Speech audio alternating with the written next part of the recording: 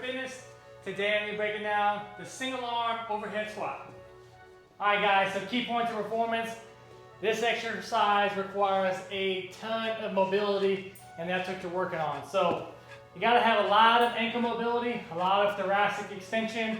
So I've got my lifters on to help me with that. If you don't have lifters, or if you're not familiar with that, it gives you an elevated heel, which allows you to have more ankle dorsiflexion, and that is when your knee is going over your toe. The better that is, the more upright your torso can be. So something that I always do before, find a wall and get in the habit of stretching your ankle, get a good Achilles stretch for ankle dorsiflexion. The better this is, the better your squat is going to be, because it'll allow your knee to travel forward and you can have a more upright torso. Another thing to think about, anytime we're squatting, always externally rotating the feet. So from the floor, screw your feet in and pushing out, shifting forward with the toes a little bit, getting the ankles ready. So my ankles and my hips are pretty good.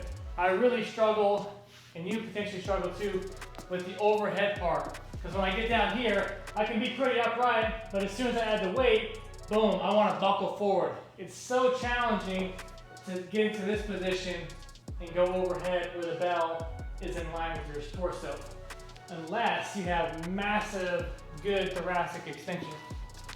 I've got a full video on it, breaks it down a little bit more, but the basics of it is put it on your upper back, get some extensions first.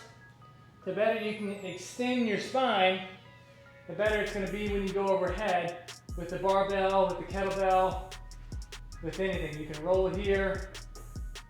Just trying to get in the habit of freeing up some range of motion, so when you try to go overhead, you can get into position. So, this is tough. Tough to keep the elbow pinned out. Unless you're a mobility guru, then this isn't bad for you and you're working on accessory stuff. But so keep the elbow pinned out. Try to keep it all glued to the ear. And then here's what we got. Screw the feet in, try to pull down the belly. The whole time I'm thinking about pushing up on the bell, pushing up, pushing up, pushing up. See, the better my knees can travel forward because of ankle dorsiflexion, the better position I can be in. Super tough. Free up your ankles, free up your thoracic spine. You'll be able to get in a lot better position. Don't let that arm buckle as you get there. Couple of regressions. You can use some type of box. Take it down to a box, get here, shift forward to get used to that big stretch in your ankles before you stand up.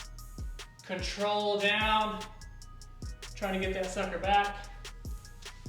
Really, those are the two I'd say is free up your ankle range of motion, use a box if you need it.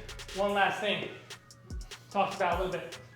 When you're here, try to get this bell behind your ear, not excessively, but the better you can get it behind it versus out in front, the better position you're going to be able to get in, because it'll keep you in an upright torso.